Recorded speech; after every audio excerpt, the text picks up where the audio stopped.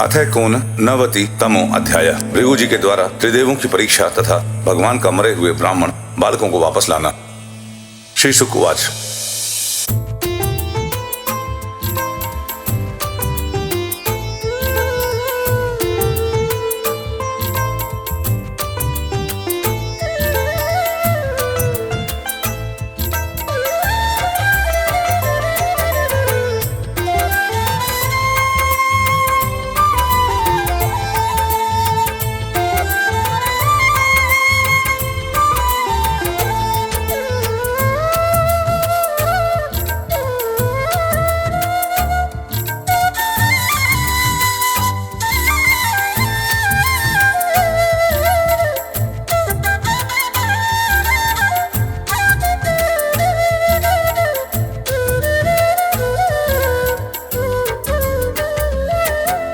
सरसत्वस्तटिराजन् ऋषिय शतमासत वितर्क समभूतेषां विश्वधीशेषु को महान्।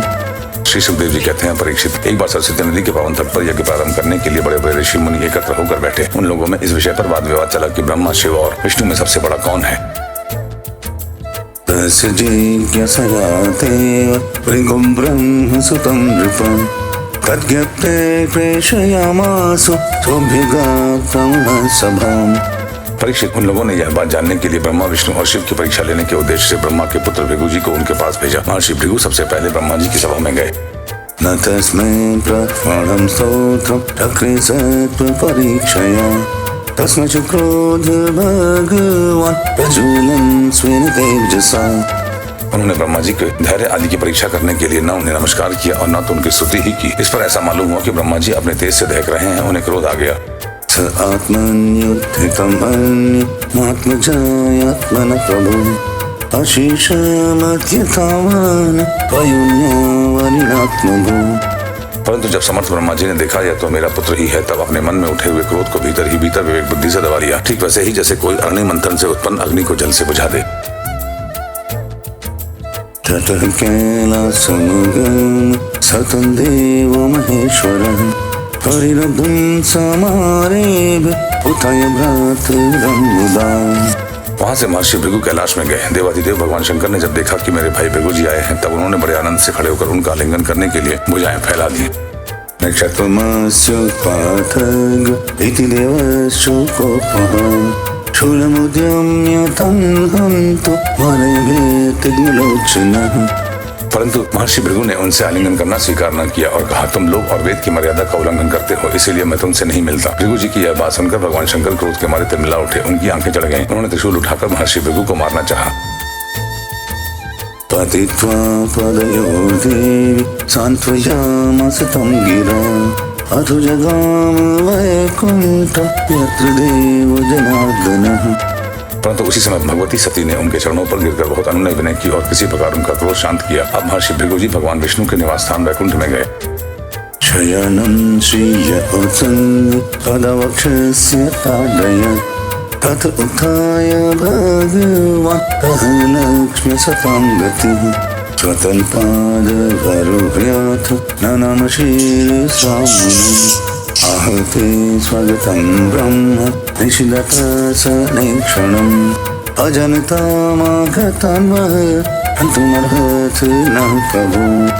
उस समय भगवान विष्णु लक्ष्मी जी की गोद में अपना सिर रखकर लेटे हुए थे। भृगु जी ने जाकर उनके वक्षस्थल पर एक लात कसकर जमा दी। भक्त वत्सल भगवान विष्णु लक्ष्मी जी के साथ उठ बैठे और झटपट अपनी शैया से नीचे उतरकर मुनि को सिर झुकाया, प्रणाम किया। भगवान ने कहा, ब्राह्मण आपका स्वागत है, आप भले पधारे। इस आसन पर बैठकर कुछ क्षण विश्राम कीजिए। प्रभु, मुझे आपके शुभागमन का पता न था, इसलिए मैं आपकी अगवानी न कर सका। मेरा अपराध क्षमा कीजिए। अतीव कोमलवतात् करुणात् महामुने इत्युक्त्वा विप्रचरणो हृदयं स्वेन पाणिना। महामुने, आपके चरण कमल अत्यंत कोमल हैं। यूं कहकर भृगु जी के चरणों को भगवान अपने हाथों से सहलाने लगे। पुनीः सर्वलोकं लोकबालशमद्गतां तदुरकेन भवतस्ते अनं तीर्थपारिणा। और बोले, महर्षि, आप चरणों का जल तीर्थ को भी तीर्थ बनाने वाला है। आप उससे वैकुंठ लोक मुझे और मेरे अंदर रहने वाले लोकपालों को पवित्र कीजिए। अद्याहं भगवन् लक्ष्मण असमेकान्त भाजनम् वत्स्योरसि मे भूते भवत्पादहतां हसः। भगवान, आपके चरण कमलों के स्पर्श से मेरे सारे पाप धुल गए। अब मैं लक्ष्मी जी का एकमात्र आश्रय हो गया। अब आपके चरणों से चिन्हित मेरे वक्षस्थल पर लक्ष्मी सदा सर्वदा निवास करेंगी। श्री शुक उवाच। एवं ब्रुवाण वैकुंठ विभूषन्मन्द्रिया गिरा निर्वृतस्तर्पितस्तोष्ण भक्त्युत्कण्ठोऽश्रुलोचनः। श्री सुखदेव जी कहते हैं, तब भगवान ने अत्यंत गंभीर वाणी से इस प्रकार कहा। तब भृगु जी परम सुखी और तृप्त हो गए। भक्ति के उद्रेक से उनका गला भर आया, आंखों में आंसू छलक आए और वे चुप हो गए। पुनश्च सैत्रमाव्रज मुनिनां ब्रह्मवादिनां अनुभूतमशेषेण राजन् भृगुर्वर्णयत्। परीक्षित, भृगु जी वहां से लौटकर ब्रह्मवादी मुनियों के सत्संग में आए और उन्हें ब्रह्मा, शिव और विष्णु भगवान के यहाँ जो कुछ अनुभव हुआ वह सब कह सुनाया। तनिशम्याथ मुनय विस्मितामुपसंशयः भूयान् संश्रितदुर्वेष्णु यतः शान्तिर्यतो भयम्। भृगु जी का अनुभव सुनकर सभी ऋषि मुनियों को बड़ा विस्मय हुआ। उनका संदेह दूर हो गया। तब से वे भगवान विष्णु को ही सर्वश्रेष्ठ मानने लगे, क्योंकि वे ही शांति और अभय के उद्गम स्थान है। धर्मः साक्षायतो ज्ञान वैराग्यं च तदन्वितम् ऐश्वर्यं चाष्टदाय स्म यशश्चात्मलापहम्। भगवान विष्णु से ही साक्षात धर्म, ज्ञान, वैराग्य, 8 प्रकार के ऐश्वर्य और चित्त को शुद्ध करने वाला यश प्राप्त होता है। मुनिनां यस्तु दण्डानां छात्राणां समचेतसाम् अकिञ्चनानां साधूनां यमो परमां गतिम्। शांत, समचित, अकिंचन और सबको अभय देने वाले साधु मुनियों की वे ही एकमात्र परम गति हैं, ऐसा सारे शास्त्र कहते हैं। सत्वं यस्य प्रिया मूर्ति ब्राह्मणस्त्वेष्ट देवता भजन्त्यनाशिषः शान्ता यमानि पूर्णबोधयः। उनकी प्रिय मूर्ति है सत्व और इष्ट देव है ब्राह्मण। निष्काम, शांत और निपुण बुद्धि पुरुष उनका भजन करते हैं। त्रिविधा कृतयस्तस्य राक्षसा असुरासुरा गुणिन्यमायया श्रेष्ठ तत्त्वं तत्तीर्थसाधनम्। भगवान की गुणमयी माया ने राक्षस, असुर और देवता उनकी ये 3 मूर्तियां बना दी हैं। इनमें सत्वमयी देव मूर्ति ही उनकी प्राप्ति का साधन है। वे स्वयं भी समस्त पुरुषार्थ स्वरूप हैं। श्री शुक उवाच। एवं सर्वस्वता विप्र ऋणां संशयनोत्तये पुरुषस्य पदाम्भोज सेवया तद्गतिं गतम्। श्री सुखदेव जी कहते हैं, परीक्षित, सरस्वती तट के ऋषियों ने अपने लिए नहीं, मनुष्यों का संशय मिटाने के लिए ही ऐसी युक्ति रची थी। पुरुषोत्तम भगवान के चरण कमलों की सेवा करके उन्होंने उनका परम पद प्राप्त किया। सूत उवाच। यति तन्मुनीतान यासि पद्मगन्ध पीयूषं भवभय विपरस्य पुंसा श्लोकं श्रवणपूट पिबत्य भीक्ष्णम् तान्तोत्थब्रह्मण हरीशमञ्जहाति।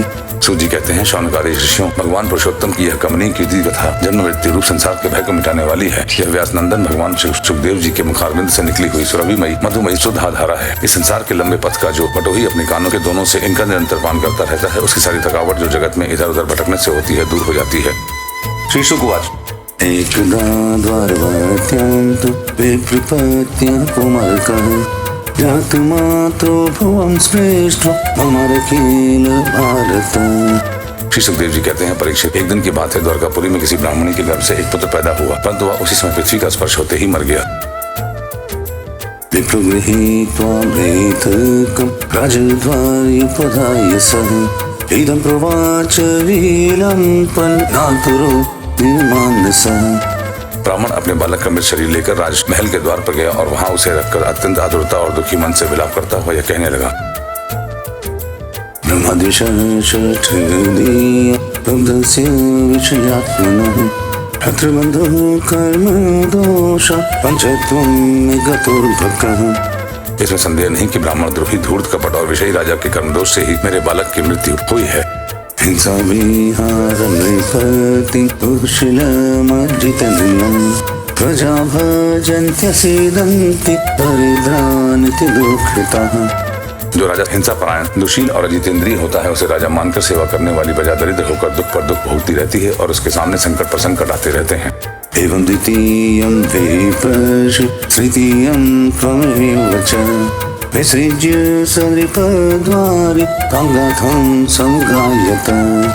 परीक्षित इसी प्रकार अपने दूसरे और तीसरे बालक के भी पैदा होते ही मर जाने पर वह ब्राह्मण लड़के की लाश राजमहल के दरवाजे पर डाला है और वही बात कह डाला। कामार्जुन उपश्रुत्य परिचैत्कृशवान्तिके परिते नवमे बाले प्रमाणं समभाषत। नवे बालक के मरने पर जब वह वहां आया तब उस समय भगवान श्री कृष्ण के पास अर्जुन भी बैठे हुए थे। उन्होंने ब्राह्मण की बात सुनकर उससे कहा, किंचित् ब्रह्मन् स्वनिवासे इह नस्ति धनुर्धरः राजन्यबन्धुरेतेव ब्राह्मणः अत्र आस्ते। ब्राह्मण अपने निवास स्थान द्वारका में कोई धनुषधारी क्षत्रिय नहीं है क्या? मालूम होता है कि ये यदुवंशी ब्राह्मण है और प्रजापालन का परित्याग करके किसी यज्ञ में बैठे हुए हैं। धनधरात्मजा प्रीता यत्र शोचन्ति ब्राह्मणाः विवैराजनिवेशेन नट जीवन्ति सुन्दराः। जिनके राज्य में धन, स्त्री अथवा पुत्रों से युक्त होकर ब्राह्मण दुखी होते हैं वे क्षत्रिय नहीं है। क्षत्रिय के वेश में पेट पालने वाले नट हैं, उनका जीवन व्यर्थ है। अहं प्रजा भगवन् रक्षिष्ये दीनयोगिनः अनिस्तीर्ण प्रतिज्ञोऽग्निं प्रवेक्षे हतकल्मषः। भगवान, मैं समझता हूँ कि आप स्त्री पुरुष अपने पुत्रों की मृत्यु से दीन हो रहे हैं। मैं आपकी संतान की रक्षा करूंगा। यदि मैं अपनी प्रतिज्ञा पूरी न कर सका तो आग में कूद कर जल मरूंगा और इस प्रकार मेरे पाप का प्रायश्चित हो जाएगा।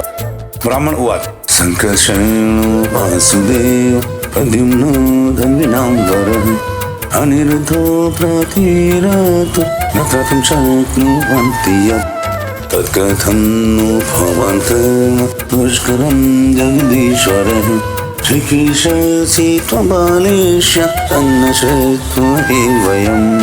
ब्राह्मण ने कहा, अर्जुन, यहाँ बलराम जी भगवान श्री कृष्ण धनुर्धर शिरोमणि प्रद्युम्न अद्वितीय योद्धा अनिरुद्ध भी जब मेरे बालकों की रक्षा करने में समर्थ नहीं है, इन जगदीश्वरों के लिए भी यह काम कठिन हो रहा है, तब तुम इसे कैसे करना चाहते हो? सचमुच यह तुम्हारी मूर्खता है। हम तुम्हारी इस बात पर बिल्कुल विश्वास नहीं करते। अर्जुन उवाच, अहं संकर्षणो ब्रह्म न कृष्ण कार्तिकेय च अहं वार्जुनो नाम काण्डव्यस्य वैधनु।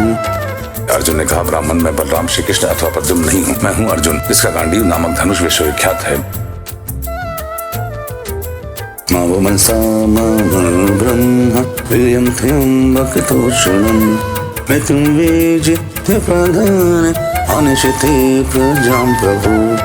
ब्राह्मण देवता, आप मेरे बल पौरुष का तिरस्कार मत कीजिए। आप जानते नहीं मैं अपने पराक्रम से भगवान शंकर को संतुष्ट कर चुका हूँ। भगवान, मैं आपसे अधिक क्या कहूँ? मैं युद्ध में साक्षात मृत्यु को भी जीतकर आपकी संतान ला दूंगा।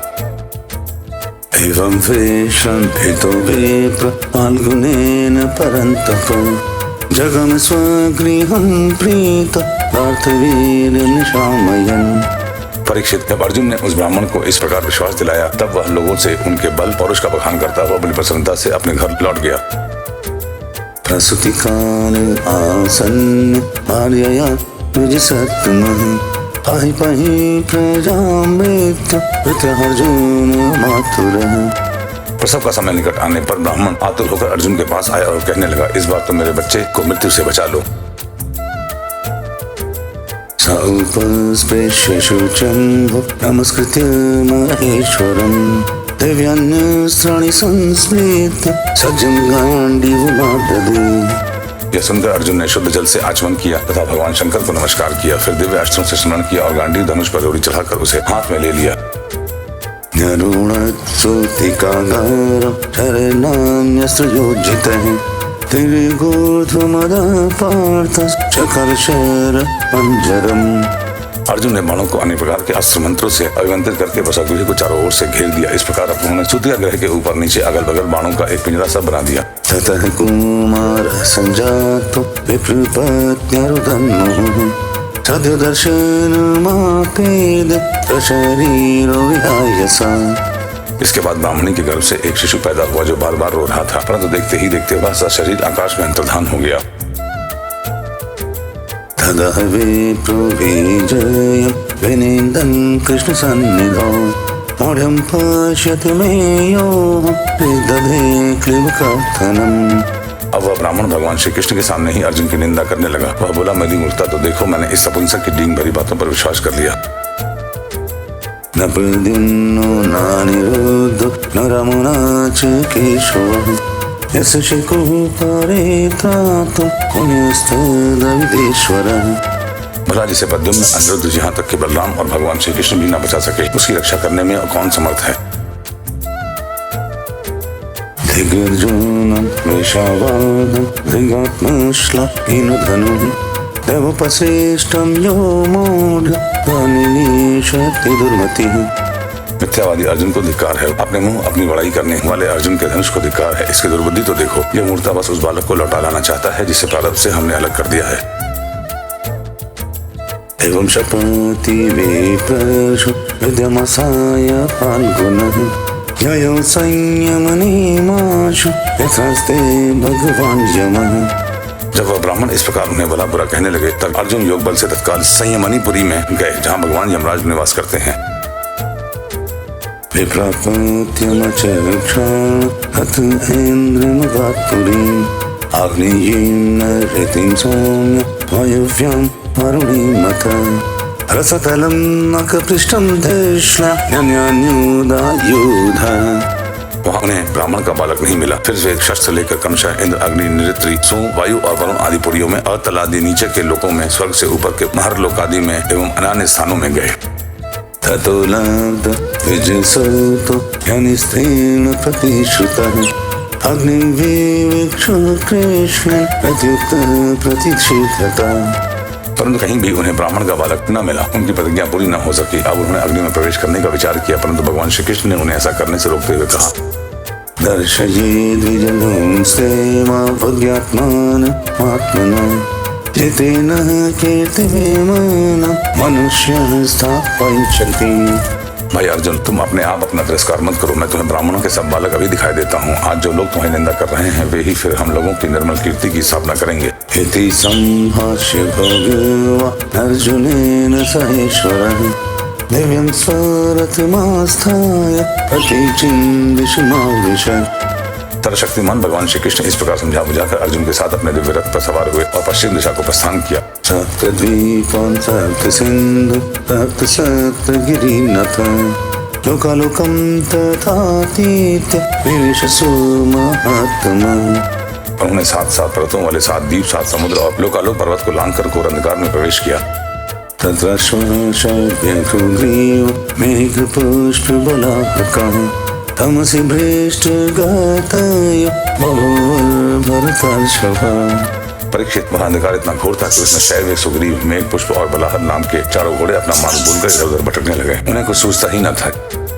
तान् दृष्ट्वा भगवान् कृष्ण महायोगेश्वरेश्वरः सहस्रादित्यसङ्काशं स्वचक्रं प्रहिणोत्तरः। योगेश्वरों के भी परमेश्वर भगवान श्री कृष्ण ने गुणों की यह दशा देखकर अपने सहस्र सूर्यों के समान तेजस्वी चक्र को आगे चलने की आज्ञा दी। तमसु घोरं गहनं कृतं महत् विदारयद्भूरितप्रेण रोचिषा मनुजवं निर्विशे सुदर्शनं गुणच्युतो राम चरो यथाक्षमुः। सुदर्शन चक्र अपने ज्योतिर्मय तेज से स्वयं भगवान के द्वारा उत्पन्न उस घने एवं महान अंधकार को चीरता हुआ मन के समान तीव्र गति से आगे आगे चला। उस समय वह ऐसा जान पड़ता था कि मानो भगवान राम का बाण धनुष से छूटकर राक्षसों की सेना में प्रवेश कर रहा हो। वर्णचक्रानुपथेन तत्तमं परं परं ज्योति अनन्तपारं तमश्नु वनं प्रसमीक्ष्य फाल्गुनः प्रताडिताक्षोऽपि तदेक्षिणीतुभे। इस प्रकार सुदर्शन चक्र के द्वारा बतलाए हुए मार्ग से चलकर रथ अंधकार के अंतिम सीमा पर पहुंचा। उस अंधकार के पार सर्वश्रेष्ठ पारावार रहित व्यापक परम ज्योति जगमगा रही थी। उसे देखकर अर्जुन की आंखें चौंधिया गईं और उन्होंने विवश होकर अपने नेत्र बंद कर लिए। ततः प्रविष्टः सलिलं नभस्वता मलयसैजद्भिर्भूषणं तत्र भूतं भवनन्द्युमात्मं राजन्मणिस्तम्भसुशोभितम्। इसके बाद भगवान के रथ ने दिव्य जल राशि में प्रवेश किया। बड़ी तेज आंधी चलने के कारण उस जल में बड़ी बड़ी तरंगें उठ रही थीं, जो बहुत ही भली मालूम होती थी। वहाँ एक बड़ा सुंदर महल था, उसमें मणियों के सहस्त्र सहस्त्र खंभे चमक चमक कर उसकी शोभा बढ़ा रहे थे। उसके चारों ओर बड़ी उज्जवल ज्योति फैल रही थी। तस्मिन् भीमानन्तमद्भुतम् सहस्रमूर्धन्यः वेभ्राजमानं द्विगुणोल्बक्षक्षणम् सीताचलाभं चेति कंठजीवम्। उसी महल में भगवान शेष जी विराजमान थे। उनका शरीर अत्यंत भयानक और अद्भुत था। उनके सहस्त्र सिर थे और बड़े प्रत्येक फण पर सुंदर सुंदर मणियां जगमगा रही थी। प्रत्येक सिर में दो दो नेत्र थे और वे बड़े ही भयंकर थे। उनका संपूर्ण शरीर कैलाश के समान श्वेत वर्ण का था और गला तथा जीभ नीले रंग की थी।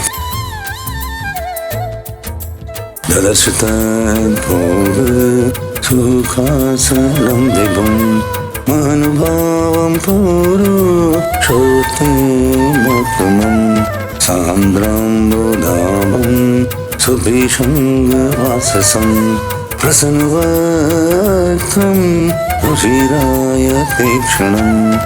परीक्षित अर्जुन ने देखा कि शेष भगवान की सुखमयी शैया पर सर्वव्यापक महान प्रभावशाली परम पुरुषोत्तम भगवान विराजमान है। उनके शरीर की कांति वर्षाकालीन मेघ के समान श्यामल है। अत्यंत सुंदर पीला वस्त्र धारण किए हुए हैं। मुख पर प्रसन्नता खेल रही है और बड़े बड़े नेत्र बहुत ही सुहावने लगते हैं।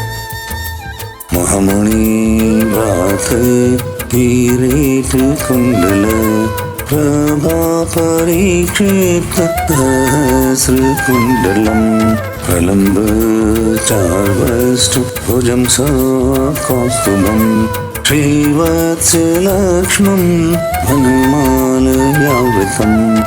बहुमूल्य मणियों से जड़ित मुकुट और कुंडलों की कांति से सहस्रों कुंडली अलके चमक रही हैं। लंबी लंबी सुंदर 8 भुजाएं और गले में कौस्तुभ मणि है। वक्षस्थल पर श्रीवत्स का चिन्ह है और घुटने तक वनमाला लटक रही है। सुनंद नंद प्रमुख पार्षदेश चक्रादिभिर्मूर्ति धरनिजायुध पुष्ट्याक्षीयकृत्य जयाखिलतीभिर्निषेव्यमाणं धर्मिष्ठीनं पतिम्। अर्जुन ने देखा कि उनके नंद सुनंद आदि अपने पार्षद चक्र सुदर्शन आदि अपने मूर्तिमान आयु तथा पुष्टि श्री कीर्ति और अजय चारों शक्तियां एवं संपूर्ण रिद्धियां ब्रह्मादि लोकपालों के अधीश्वर भगवान की सेवा कर रही हैं।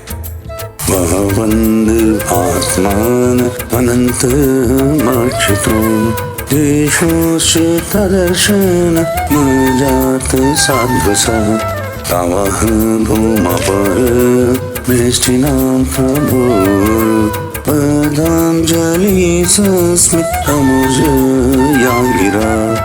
परीक्षित भगवान श्री कृष्ण ने अपने ही स्वरूप श्री अनंत भगवान को प्रणाम किया। अर्जुन उनके दर्शन से कुछ भयभीत हो गए। श्री कृष्ण के बाद उन्होंने भी उनको प्रणाम किया और वे दोनों हाथ जोड़कर खड़े हो गए। अब ब्रह्मादि लोकपालों ने स्वामी भूमा पुरुष ने मुस्कुराते हुए मधुर एवं गंभीर वाणी से कहा, वेजात्म जामे यो योर्दिदृक्षुणा मयोपनीता वही धर्म गुप्तये कलावतीर्णाव वनिर्भरासुरान् अत्वेह भूयस्त्वर एकमन्ति मे।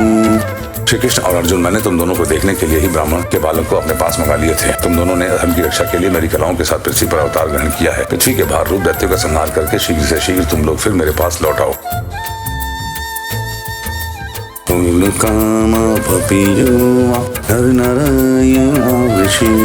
धर्ममाचरथं सेत्य ऋषिभोनुक संग्रहम्।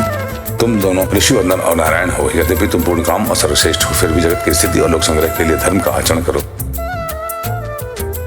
इत्यादिष्टो भगवता कृष्णो परमेष्ठिना ओमित्यान्नम्य भूमान् मादयद्विजबालकान् यवर्ततां स्वकुन्दाम् अम्प्रविष्टो यथागतम् विप्राय ददतो पुत्र यथारूपं यथा भयम्।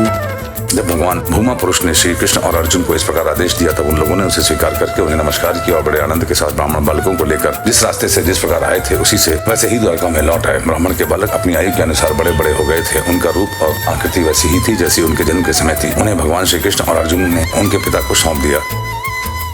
निशं वैश्ववन्दाम् अथ परं विस्मितः यत्किञ्चित् पौरुषं पुंसा कृष्णानुकम्पितम्।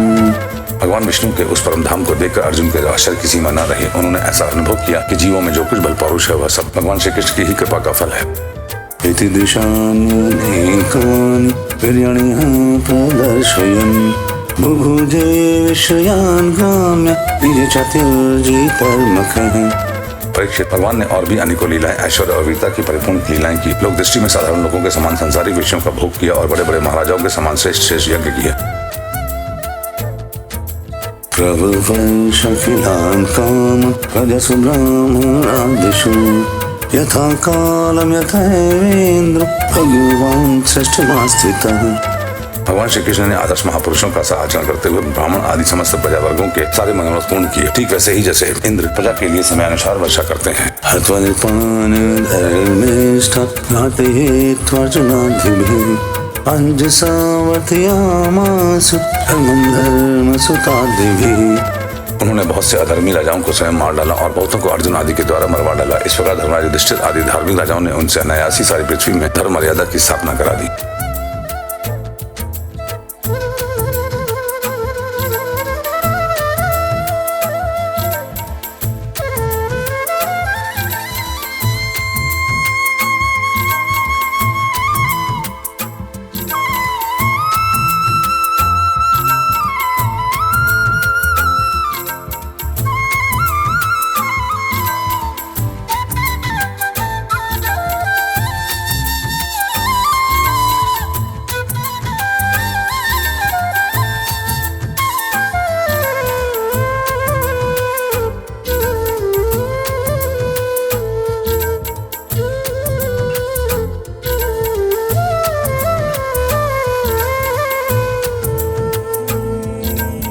इति श्रीमद्भागवते महापुराणे पारमहंस्यां संहितायां दशम स्कंदे उत्तरार्धे द्विज कुमार नयनम नाम एको ननवतितमो अध्यायः।